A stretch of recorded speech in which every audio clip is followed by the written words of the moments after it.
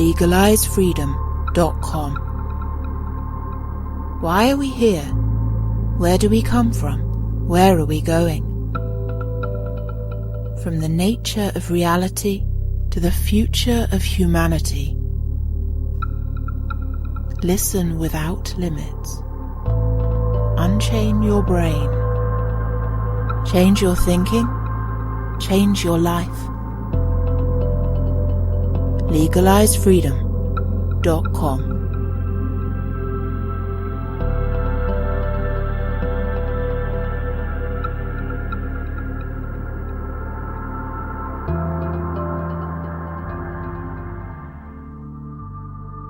Greetings and welcome once again to legalizefreedom.com. I'm your host Greg Moffat, and my guest today is Christian Morris, who joins us to discuss the current climate of censorship and conformity and the rise of totalitarianism in the West. Use of the word totalitarian to describe any of the political, social and economic developments in so-called free nations during the coronavirus crisis is likely to be met with stiff resistance or outright denial from the mainstream media and the masses alike. However, considering the fact that totalitarian regimes typically demonstrate political repression, personality cultism, large-scale censorship and mass surveillance, limited freedom of movement, attempts to control the economy and education, and even the arts and science, suddenly the T word doesn't seem quite so extreme when plotting possible futures for our own societies. Now that the COVID narrative has transitioned seamlessly into that of the television war du jour in the Ukraine, the question remains of just what it will take to snap the citizenry out of their trance, or whether they have already surrendered their senses to the media matrix possessing their minds and increasingly penetrating their bodies. Hello and welcome, Christian. Thank you so much for joining us once again on legalizefreedom.com. Thank you. Now we've been on together in various formats quite a few times. I think this is your third Legalize Freedom interview. For people who don't know, just say a word about who you are and what you do. I'm just an ordinary guy who lives in North Dublin out by the sea. I'm 48. I live with my mother and father. I'm now moving kind of into becoming a content creator on Odyssey. I got off YouTube because they just censor everything. I'm always in Facebook jail. I'm in Facebook jail at the moment. But I mean, I wouldn't consider myself a professional in any of these things. But I think what's happening with a lot of people is that we're looking at what's going on and we're saying, what the fuck? What's going on here? And, the tyranny is to stay quiet, and you're tyrannized when you're not speaking out about it. Also, I am an anti-masker, so I haven't worn a mask except when I was forced to for 5 minutes last week in a hospital. For a year and a half, I refused completely to wear a mask. So I have a strong position in that particular regard, but certainly I'm not a professional. Okay, so our starting point today was simply the word totalitarianism, the idea. So obviously that's something that has been bandied around in terms of oppressive political and social control during the last couple of years of the pandemic. This seems to be continuing apace with now the new war du jour, the Ukraine. So where should we start on this, really? Because I think a lot of people, they hear the word totalitarianism and they're just kind of very resistant to it and just, either it's something from the past or it's North Korea or something like that. But generally speaking, it's not a thing. But whether you use totalitarianism or the sort of totalitarianism light of authoritarianism, there seems to be ever more repressive control happening in the country that you live in, the one I live in, and in lots of others considered to be, until fairly recently, free societies. I saw an interesting article today floating across my news feed. I can't remember who reported this, with some media organization, and they concluded that Belgium, during the pandemic, Belgium was the only country in Europe that infringed on democratic rights. And I thought, okay, where did you get that idea? Where did you get that from? You see, that's an interesting starting point, really, because how do you define democratic rights? How do you define who defines these things? And they're always defined by the establishment. So, for example, if you look at the freedom index of countries, Ireland is listed as a very high country in terms of freedom. Oh, great. Ireland is one of the freest societies in the world. Grant, let's look a little bit closer and see who's actually making this assessment and what their criteria are. And part of their criteria to assess Ireland as a free society is that we give rights to transgender people. So then we've a problem, because what we're seeing with the transgender lobby here in Ireland is that their definition of rights is taking rights away from others. So, you know, in a free society, your rights end where another person's rights start. That's the definition of a free society.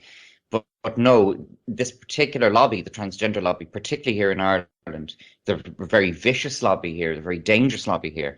And they, particularly with the 2015 Gender Recognition Act, have been given legal status and legal standing basically to do what they want. That sounds like an exaggeration. In fact, it's not, because the law is so loosely drafted that it gives them enormous power. So, for example, recently Girl Guiding Ireland issued a manifesto and issued a policy plan regarding child protection and regarding going camping, which said that transgender children should have priority over all others. And this, of course, was drafted by Transgender Equality Network Ireland, who are a very, very militant and vicious and well-connected and well-subsidised NGO who've been lobbying this particularly militant transgender agenda for a very long time, but particularly, you know, they got the 2015 Gender Recognition Act shoved in, and then they got the marriage referendum as well, and they got John Waters talks very eloquently in detail about that. So, you know, suddenly we find ourselves in this situation where these bullies and loudmouths and perverts are telling us what we can say, what we can't say, what we can think, what we can't think, and what our boundaries are going to be. It's not going to last. Totalitarianism never lasts. It always eats itself. But at the moment, it hasn't just yet. And that's what we're dealing with. So at the moment, and I mean today, you know, it's now 15 hours on the 10th of March 2022, and this country has gone completely psychotic regarding Ukraine. And I use the word psychotic without an exaggeration. And what we're seeing is, for example, the road on which the Russian embassy to the Republic of Ireland is based is called, very fittingly, Orwell Road in Dublin. And they, you know, there's now on News Talk, which is an established news radio station, a proposal to call it Independent Ukraine Road. This is psychotic. This is batshit crazy. And I'm not even commenting at the moment about the actual what's going on in Ukraine, but I've never seen anything like this. In 48 years have I seen this level of collective nonsensical hysteria. You have to keep laughing, and when we laugh, that's how we defeat them. We do our satire, we do our animations, we do all of those kind of things, we do memes. That's the only way to actually puncture them, because it is bizarre and ridiculous. It's absurd. It's a clown show, as it's called, you know? What you were speaking about there a few moments ago is what was euphemistically described as positive discrimination. Yeah, affirmative action. Yeah, exactly. I think it was positive discrimination before that, but then they realised that they still had the word discrimination in there, and we're not supposed to discriminate under any circumstances, even though, like, a lot of words is good and bad uses. So someone has very discriminating tastes, you know, when it comes to wine. Well, that's seen as a good thing, isn't it? But when you want to abuse people, and George Orwell, I think of all the popular writers, all the writers out in the general popular sphere, the one who dealt with totalitarianism the best and most exhaustively was George Orwell. And he said, when you want to abuse people, the first thing you abuse is language. That's absolutely right. And I think another thing Orwell said was that tyranny hides in vague language. That's right as well. So if you look, for example, at what I referred to, the 2015 Gender Recognition Act, it's vague. I believe it's deliberately vague. And when you have vagueness in and ambiguity in statute, that ambiguity is always exploited to give more power to those in authority. So there's a lot of legislation in this country. You know, we haven't had any legislation in the Republic of Ireland for at least the past 15 years which has done anything to improve the individual civil liberties of citizens. It's all been repressive. It's all been authoritarian. And, okay, we're talking in the dry terms of statute there. But then that manifests itself on a day-to-day basis with totalitarian behaviour. For me, a definition of totalitarianism is that it affects our everyday living. So totalitarianism, it's a big word. It can scare people off, you know. But what it is, maybe a better term would be cultishness, if we wanted to sell it to, you know, to ordinary normies who are concerned about what's going on, and a lot of them are. But the key feature of totalitarianism is that it must affect everyday living, and it must affect a large quotient of people. And for me, the classic example of that was the mask mandate that was brought in Ireland in 2020. That is pure totalitarianism red in tooth and claw, because in order to go and buy your pint of milk or your loaf of bread, you have to put on a mask for fear of being prosecuted, or getting the Gardaí called, or going to jail. And one of the features of totalitarianism also is a fear of the police. Oh, he's going to call the guards. Call the guards. And when you begin to look closer at it, then totalitarianism requires fear, and it requires peer pressure, and it requires everyday intrusion upon people's lives. And that intrusion, of course, one of the most potent examples was the masks.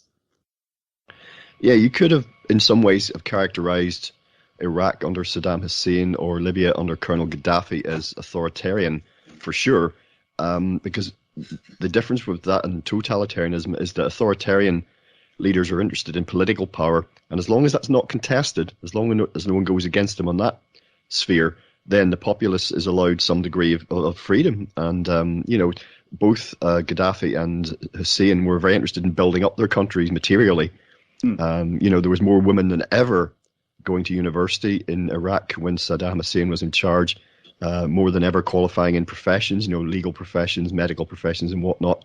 And this is not excusing what was going on, but it's just saying that they weren't interested in changing people and changing the world. They just wanted control over what was there, to their own aggrandizement, for sure, whereas the totalitarian regime is looking to control virtually all aspects of social life, the economy, education, even arts and science, what these things are and what they mean, and the private lives of people as well, the whole lives of others. I don't know if you've seen that movie about East Berlin during, or East Germany as in totality under the before the wall came down and whatnot. So yeah, there's a big difference there.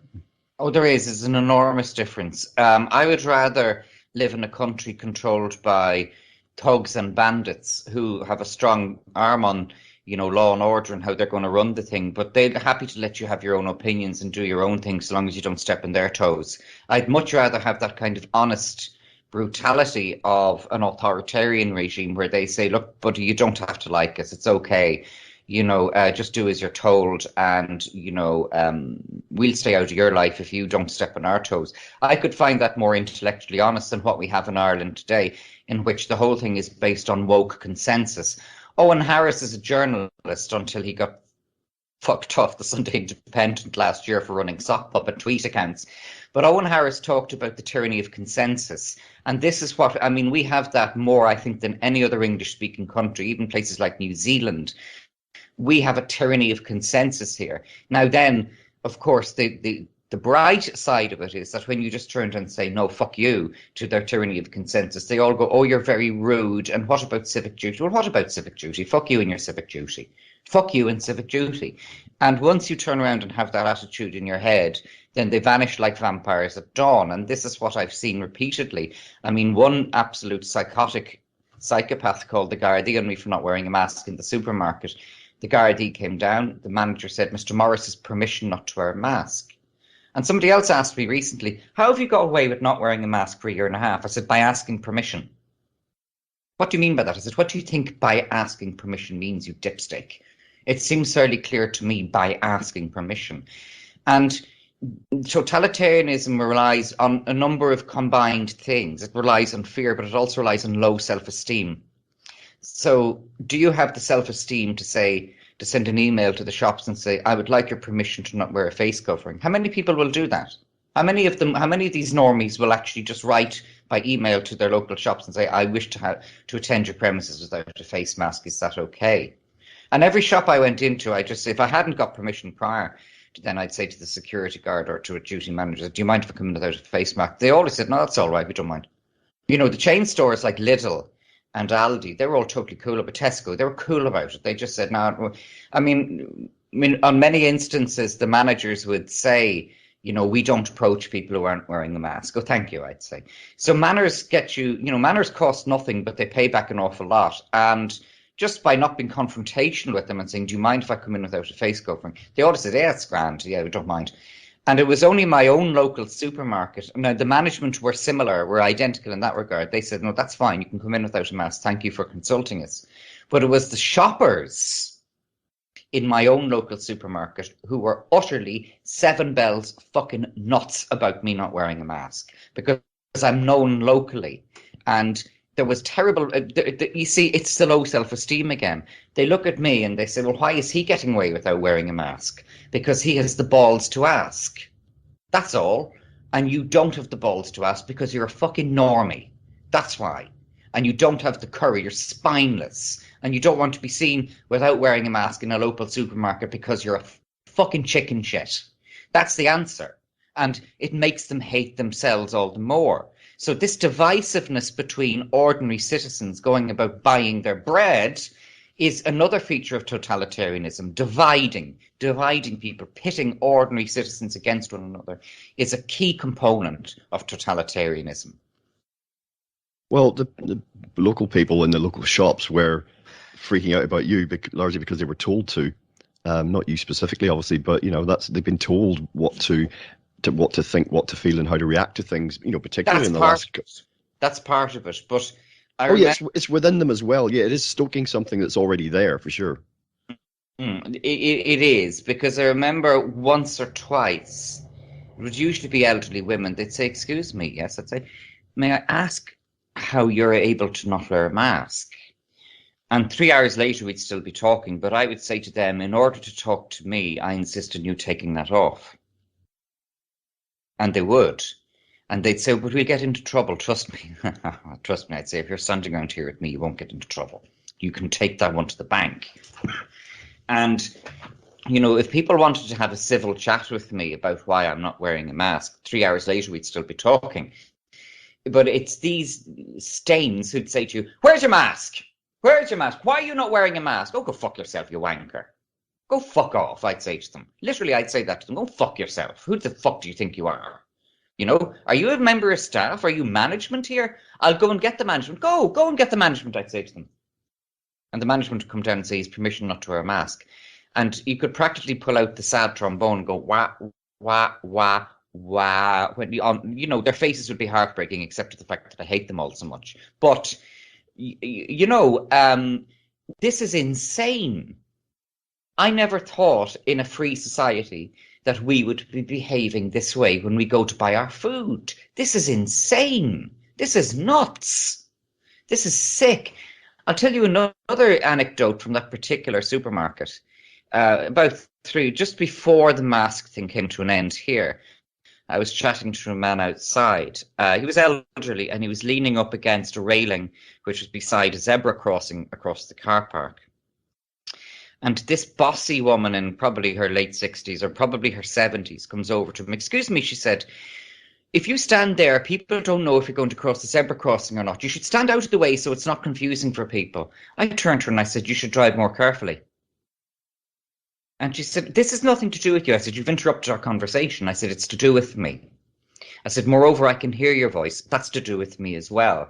I said, you do not have the right to boss somebody around. She said, I'm only courteously asking him. No, you're not being courteous. I said, don't use that word. You're not being courteous. I said, you came over here and felt you could lecture this man and bully him about where he's standing. Now go away. She said, I'm just making the point. I'm making the point, I said to her, that you're a bully. Go away. I said, who do you think you are? Now, I never use bad language to those kind of people. In a pressure situation, I'm reluctant to use bad language because they'll use it against, he was abusive and threatening to me. But I was very forthright with her and I said, go away.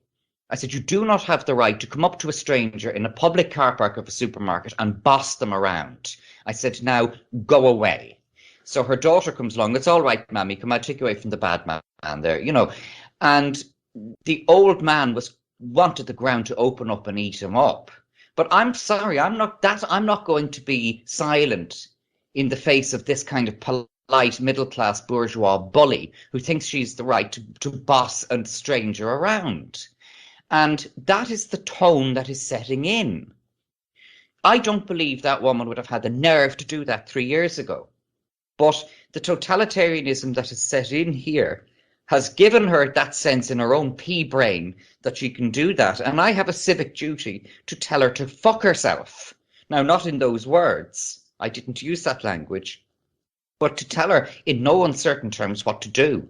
You have to stand up to bullies every day, which is why I stood up to the mask thing. And why I'm so upset about being required to wear a mask last week for about 4 to 5 minutes in the hospital because the receptionist refused to deal with me otherwise. So in other words, you wouldn't recognise the exemption. Or, now I'm going to take it up with Beaumont Hospital because either they have a policy regarding exemptions or they should. When I was a child in the 70s and early 80s, I remember if my dad wasn't on the scene at that point, but if my granddad thought maybe I was being a little bit lippy or speaking back, which that was really not something I did, but if he ever thought it was just a little bit, just wind your neck in sort of thing, he would say to me, when you go out into the world, you want to be careful what you say to people, because someone will punch you in the face if you say the wrong thing, and that kind of normal, not pulling your punches as such, but a normal sort of actual courtesy, that sort of think before you speak, mind your own business type thing has certainly taken a battering throughout all this, hasn't it? Oh, it has indeed. It has indeed. I would find in a working class supermarket in Dublin, and I shop in a lot of the working class ones increasingly because it's nice to be around normal people. There's a big Tesco not far from us in a staunchly working class part of Dublin. It's great. I love going down there. And you'll have a laugh and chat with the other customers and with the staff. But this uptight little place that I go to, which is the nearest food store, and it's a good shop actually. It's a very good shop. It's a very well run shop. They've been very good to me regarding the masks. I won't have a word said against them. It's just the customers I'll have a word said against. And I'd love to see Granny, who came up to your man, scolding him for standing in the wrong part of a public area. I'd love to see her try that down in a rough supermarket. There's any Dubliner who's listening to me will know exactly what I'm getting at here. There are certain places where if you do shit like that, you just watch what happens, And it is a bourgeois conformist thing as well. It is class related. It is very much class related. It's a type of middle class person who spends their whole lives being scared. And that woman spends her whole life being scared, so she was taking it out on somebody else because she's a fucking bully. Yeah, you're right about, in general, the comment about working class. So let's, we don't want to have hard and fast class divides, but there are certain things we can say about people in certain... we can generalise. We can exactly. Generalise. People in certain areas, people in certain jobs. And I've certainly found throughout all of this, people I'd come into contact with, the people who we would generally call working class, doing, manual jobs, bin men, builders, working with their hands, whatever. And, people who were, where they're seen, actually, they're talked down to very much by, liberal elites and politicians, in certainly in Britain and Ireland. Oh, yes, and they are. They were demonized throughout. Whatever you think about, Brexit, that's just not. We don't even have to take a position on that. The point is, you saw this very much in train throughout that whole process. People being demonized and talked down to. These were the people that, if not instantly, then very quickly saw through all this and just went, Absolutely. "Oh, bullshit," Absolutely. Absolutely, and that's my words exactly. That say, "Oh, it's just the government, and sure, they're full of shit anyway." If you love the government like all these ones who live around me do, then you're going to love everything they say and everything that their mouthpiece RTE comes out with. I've talked to you at length before about RTE and what a toxic and evil organisation RTE is. RTE is a very, very evil organisation. It's a very evil entity. I'm being more extreme now than in previous talks with you, but it is more extreme now. But then the question arises, I'm reading a book at the moment called Give Us Back the Bad Roads by John Waters. And he wrote that, I think it was published around 2019. And it was a crystal ball into what has happened. It was a total crystal ball. John Waters has been pilloried a lot by that particular social class. He and Gemma O'Doherty brought a court case in 2020. And I remember talking to one agent who said, it must have cost them a fortune. No, I said, they represented themselves. But how much did their lawyers charge them? No, I said, they represented themselves. But that costs a fortune. No, I said, they represented themselves. And it's what Thomas Sheridan says, to solve to our breaks. These are people who are enthralled to the notion of the High Court and enthralled to the notion of lawyers. And they're enthralled to both authority and the trappings of authority. you know, the manager, the police officer, the politician, they love them. They love them because they hate themselves. And I'm sorry, I have to be more extreme about this. And RTE has totally played on that particular demographic here. Because the working class people don't watch RTE. They get all their working class people get their news from the internet. Well, yeah, and whatever you say, I mean, the internet is obviously full of garbage, but it's it's full of good stuff as well. It's a question of like using your discernment, isn't it? And I think that's why a lot of people who are anti the internet as terms of getting a place where you can get your information, the people who are saying that, oh well, you can't trust, you just go to any old website and you come back with this information and you think you know it all. Well, they're actually doing exactly the same thing, but but the websites I look at can be trusted. The websites you look at are just, conspiracy theorists. It's a strange train of thought, double standards. It's the same totality. It actually is. And nothing we've said so far in this talk deviates from the fact that it is all part of that totalitarian mindset. I suppose then the question arises of who is susceptible to this and who is most definitely not. Thomas Sheridan does a lot of good material all the time, but he's coming out with some great stuff at the moment saying, isn't it interesting that so many of the people who just have not bought into any of this were people who've encountered serious adversity in relative terms throughout their lives? So they're people who've had to look into themselves and deal with, rely upon their own internal resources to cope. And that adversity, well, the cliche is what doesn't break us makes us stronger. It's a cliche, but it's also 100% true. What doesn't break us makes us stronger. But now in the times that we're in, those people who were not broken are stronger for looking at all this and saying, oh, sure, it's just the government and they're full of crap anyway. Like I went to a very totalitarian secondary school, to a Jesuit secondary school, and I hated it. And I hated it from the moment I went in there. And I realized in retrospect that my hating it was a healthy response. That was me. That was my instinct saying to me, no, these people are fucked up. And I remember we had a form tutor who was, for 6 years we had to endure that cunt. And I remember he, when we would be breaking up for the summer holidays, he would give us a sheet that we had to submit back to the school in September stating what we had done over the summer holidays. That's not about helping us. That's about control. That's not about a person with a pastoral interest in us. That's simply about control. That's all that's about. That's about saying, even when you're going away on your summer holidays, you're still part of us and we're not letting you go. And when an environment like that realizes that you've twigged them, they run like vampires at dawn. They run like chickens out of the coop, because once you've actually been totally red-pilled about that, then, there's nothing they can say or do that will in any way impress you. And at the age of 17, when I left secondary school and got my leaving cert and went on to do other things, I then said, right, well, the first thing I did with the school, even at the age of 17, was I said, no contact ever again. I'm even realizing at the age of 17, I said, no contact ever again. I'm not joining our past people's union. I'm not to get letters from you. You're not to contact me ever. And that form tutor kept writing to me and kept inviting me to meet him and inviting me to reunions till I had to get a lot more serious with them about that. I had to get very serious with them about that. But at the age of 17, you see, I had the insight then into how they were. And then in 2020, I just said, oh, it's just like being in school again. They were bullies. They were full of shit. Stand up to them, tell them to fuck off and see what happens.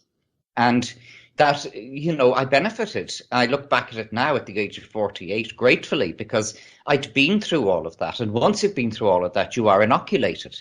You know mentally exactly what to look out for. And you know it in 2 seconds when they start this bollocks. So, for example, that woman scolding the man who was standing in a place that she found unsatisfactory in the car park, she would have thrived in an environment like that.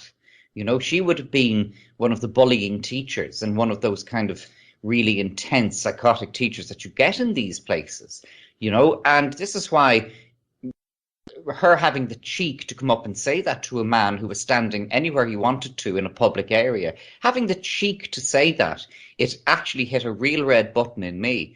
And why I was very polite with her. I didn't use bad language, but I said to her, go away. I said, you don't have the right to come up to somebody like this. She said, I'm politely asking. No, I said, you're not being polite. Don't use that word. I said, you're not polite. You're not a polite person. A polite person would not do that. you know. I said, and by the way, you're interrupting our conversation. She said, I appreciate that I'm interrupting your conversation. Well, then stop, I said. You know, politeness is the bedfellow of totalitarianism. Oh, we have to be polite to everyone. No, we don't. You don't have to be polite to people. No. And even in our criminal code here, using bad language, telling somebody to fuck off, telling someone they're a cunt or that kind of thing, that's not a crime here. That's long established in our courts. It's not a crime to use bad language. You know, so I didn't, because all you do is play into their territory a bit more. But I have the right to, and it's not a crime to do so. I didn't tell her to fuck off, though. I just told her to go away. I think that's, you know, two words that say the same thing, really, don't you? That concludes part 1 of our interview. Part 2 will be available soon in the subscribers area at legalizefreedom.com. legalizefreedom.com